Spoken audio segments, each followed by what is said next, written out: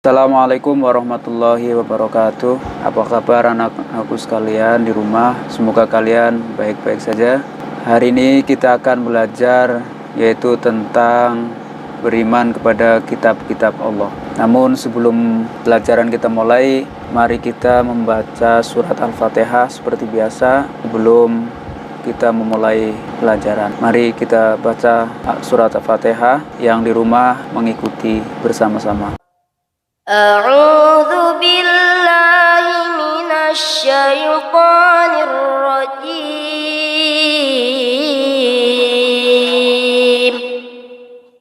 Bismillahirrahmanirrahim.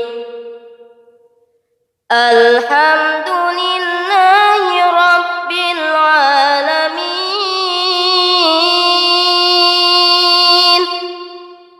Ar-Rahmanir Rahim.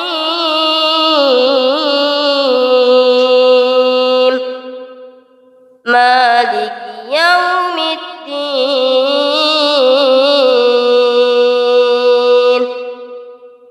Iyyaka na'budu wa iyyaka nasta'in. Ihdinas siratal mustaqim.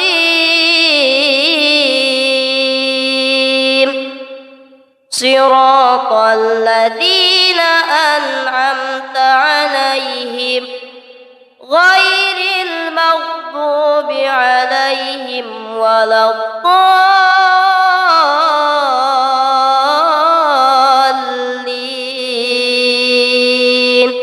Fatihah telah selesai. Kita masuk ke materi, yaitu beriman kepada kitab-kitab Allah. Nanti yang akan kita bahas adalah kitab-kitab Allah, yaitu Taurat, Zabur, Injil, dan Al-Quran. Langsung saja kita masuk ke pembahasan, ya. Jadi sejak Nabi Adam alaihissalam sampai Nabi Muhammad SAW, para rasul datang untuk menyampaikan ajaran Allah Subhanahu wa Ta'ala kepada umatnya. Sebagai manusia biasa, para rasul juga akan meninggal dunia. Sepeninggalan para rasul, kehidupan umat manusia mengalami pergeseran, dan ada yang mulai meninggalkan ajarannya. Saat itulah kehidupan umat manusia mulai kacau, karena mereka tidak lagi berpedoman sebagaimana yang telah dibawakan oleh Rasul. Dengan diturunkannya kitab suci, umat manusia memiliki pedoman hidup. Al-Quran adalah kitab suci umat Islam yang diwahyukan oleh Allah melalui malaikat Jibril secara berangsur-angsur kepada Nabi Muhammad SAW. Al-Quran merupakan kitab suci terakhir dan merupakan penyempurna kitab-kitab sebelumnya. Isi kitab suci Al-Quran mencakup seluruh inti wahyu yang telah diturunkan kepada para nabi dan rasul sebelumnya. Al-Quran adalah mukjizat Nabi Muhammad SAW yang terbesar dan abadi di antara mukjizat-mukjizat lainnya. Oleh karena itu, Al-Quran idealnya menjadi pedoman sekaligus menjadi dasar hukum bagi kehidupan seluruh umat manusia dalam mencapai kebahagiaan di dunia dan di akhirat. Dalam hal ini Rasulullah SAW bersabda, yang artinya, "Kutinggalkan untukmu dua perkara, kalian tidak akan tersesat selama berpegang teguh kepada keduanya, yaitu Al-Quran dan Sunnah Rasulnya." Hadis riwayat Hakim. Baik anak-anakku sekalian, kita akan bahas Al-Quran dan kitab-kitab Allah lainnya. Iman kepada kitab Allah Subhanahu wa Ta'ala artinya meyakini sepenuh hati bahwa Allah telah menurunkan kitab kepada nabi atau rasul yang berisi wahyu untuk disampaikan kepada seluruh umat manusia. Di dalam Al-Quran disebutkan bahwa ada 4 kitab Allah Subhanahu wa Ta'ala yang diturunkan kepada para nabinya. 4 kitab tersebut yaitu Taurat, diturunkan kepada Nabi Musa alaihissalam, Zabur kepada Nabi Daud, Injil kepada Nabi Isa, dan Al-Quran kepada Nabi Muhammad SAW. Firman Allah Subhanahu wa Ta'ala dalam surat Al-Maidah ayat 48 yang artinya, dan kami telah menurunkan kitab Al-Quran kepadamu Muhammad dengan membawa kebenaran, yang membenarkan kitab-kitab yang diturunkan sebelumnya dan menjaganya. Maka putuskanlah perkara mereka menurut apa yang diturunkan Allah Subhanahu wa Ta'ala, dan janganlah engkau mengikuti keinginan mereka dengan meninggalkan kebenaran yang telah datang kepadamu. Quran Surat Al-Maidah ayat 48. Yang pertama adalah kitab Taurat. Kata Taurat berasal dari bahasa Ibrani, yaitu Torah atau instruksi. Kitab Taurat adalah salah satu kitab suci yang diwahyukan Allah Subhanahu wa Ta'ala kepada Nabi Musa alaihissalam. Kitab Taurat menjadi petunjuk dan pembimbing bagi Bani Israel. Allah Subhanahu wa Ta'ala berfirman yang artinya, dan kami berikan kepada Musa kitab Taurat dan kami jadikannya petunjuk bagi Bani Israel dengan firman, janganlah kamu mengambil pelindung selain aku. Quran Surat Al-Isra ayat 2. Isi pokok kitab Taurat dikenal dengan 10 hukum atau 10 firman. Yang pertama, tidak ada Tuhan selain Allah, itu firmannya. Yang kedua, jangan menyembah berhala. Yang ketiga, jangan mempersekutukan Allah. Sucikan hari Sabat atau hari Sabtu. Hormati kedua orang tuamu, jangan membunuh, jangan berzina, jangan mencuri, jangan bersumpah palsu, bersaksi dusta, jangan menginginkan milik orang lain atau menginginkan hak orang lain. Itulah 10 isi kitab Taurat atau dikenal dengan 10 hukum Taurat ya. Terus yang kedua adalah kitab Zabur. Kata Zabur berbentuk jamaknya adalah Zubur, berasal dari Zabara, Yuzaburu, Zabron, yang berarti menulis. Makna aslinya adalah kitab yang tertulis.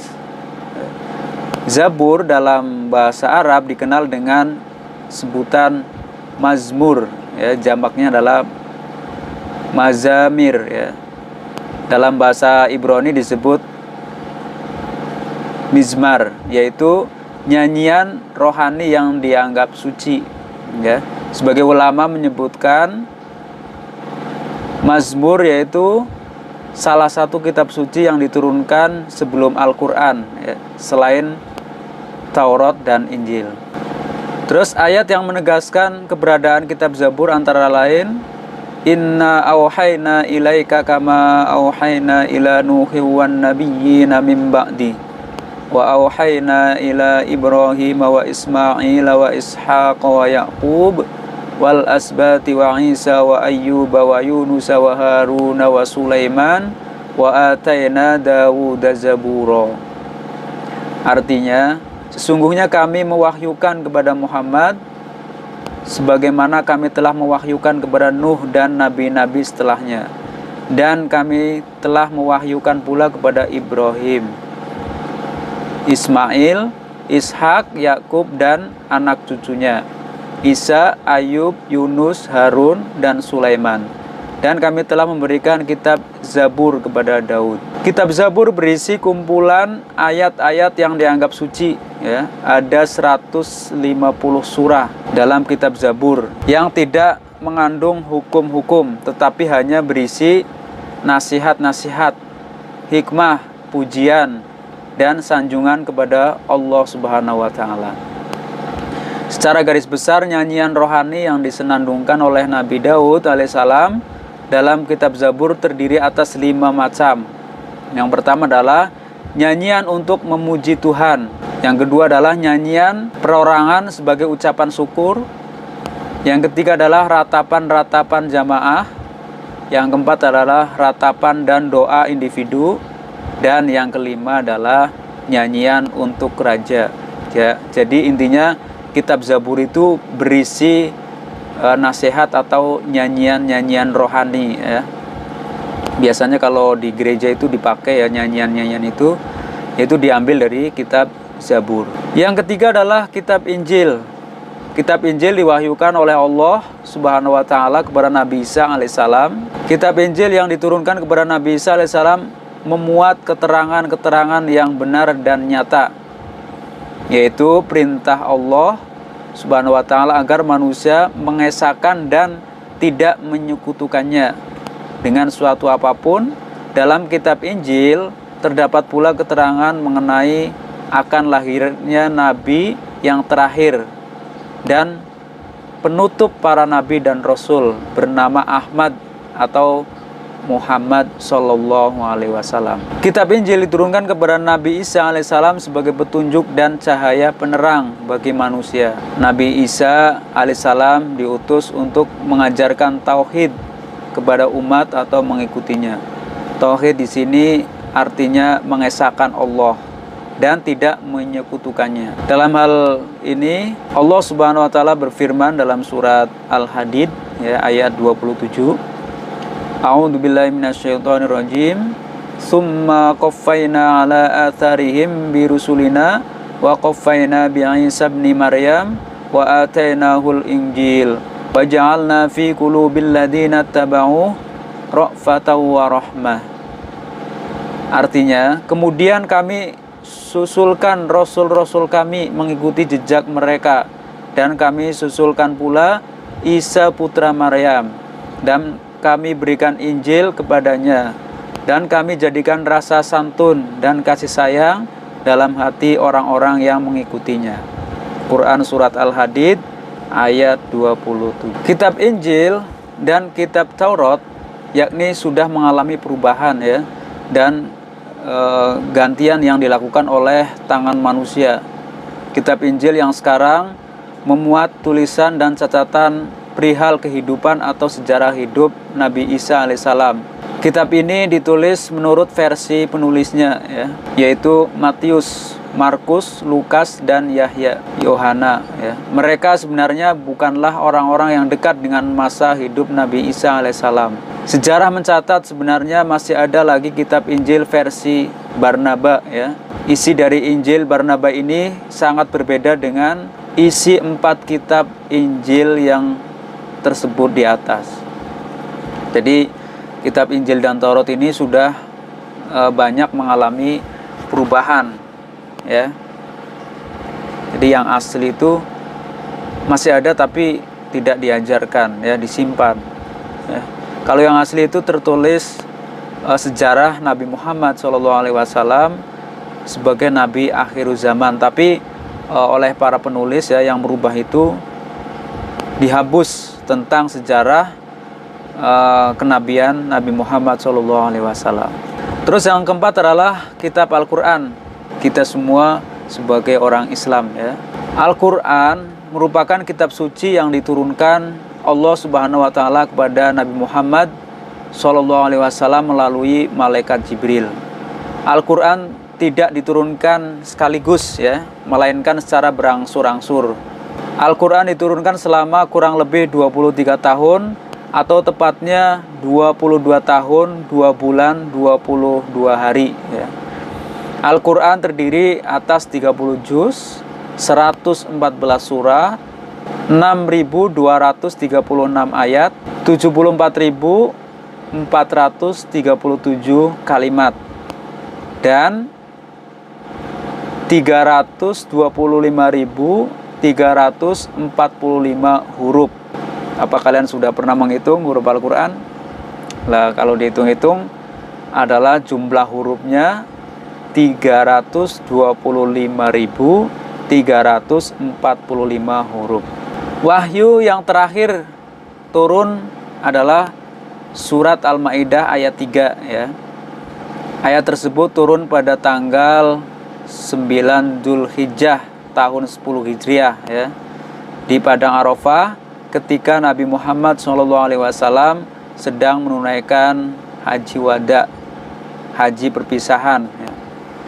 Beberapa hari sesudah menerima wahyu tersebut, Nabi Muhammad SAW wafat. Terus yang berikutnya adalah intisari Al-Quran ya. Al-Quran yang diwahyukan kepada Nabi Muhammad SAW menghapus sebagian syariat yang tertera dalam kitab-kitab terdahulu dan melengkapinya dengan tuntunan yang sesuai dengan perkembangan zaman ya. Al-Quran merupakan kitab suci terlengkap dan berlaku bagi semua umat manusia sampai akhir zaman ya. Jadi tidak ada lagi kitab suci setelah Al-Quran, karena memang Al-Quran ini mengikuti zaman ya. Walaupun diturunkan sudah lama ya, tapi Al-Quran selalu mengikuti zaman, perkembangan zaman ya. Oleh karena itu sebagai muslim kita tidak perlu meragukannya sama sekali ya. Dalam hal ini diperkuat dengan firman Allah, yaitu dalam surat Al-Baqarah ayat 2, Dzalikal kitabu la raiba fih hudal lil muttaqin ya. Artinya kitab Al-Quran ini tidak ada keraguan padanya, petunjuk bagi mereka yang bertakwa. Terus yang berikutnya adalah nama-nama lain Al-Quran ya. Jadi bukan hanya Al-Quran saja ya, tapi Al-Quran ini mempunyai beberapa nama. Yang pertama adalah Al-Huda ya. Artinya Al-Quran ini sebagai petunjuk seluruh umat manusia. Yang kedua adalah Al-Furqan. Artinya Al-Quran sebagai pembeda antara yang baik dan yang buruk. Yang ketiga adalah Asy-Syifa. Artinya Al-Quran ini adalah sebagai penawar atau penenang hati ya. Jadi kalau kalian sedang sedih ya, bacalah Al-Quran, maka insya Allah sedih kalian akan hilang ya. Tapi bukan hanya membaca, harus diingat-ingat atau sambil tadabbur atau mengetahui artinya. Yang keempat adalah Az-Zikr. Artinya Al-Quran sebagai peringatan adanya ancaman dan balasan ya. Jadi di dalam Al-Quran itu ada ayat-ayat yang menjelaskan tentang ancaman dan balasan. Ancaman untuk siapa? Yaitu bagi orang-orang yang durhaka kepada Allah, dan balasan bagi orang-orang yang berbuat baik atau beramal soleh. Terus yang kelima adalah Alkitab. Artinya Al-Quran ini adalah firman Allah yang dibukukan ya. Itulah 5 nama Al-Quran.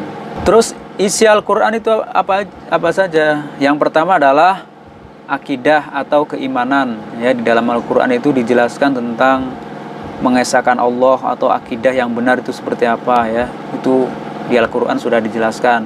Yang kedua adalah ibadah, baik ibadah mahdoh maupun ghairu mahdoh.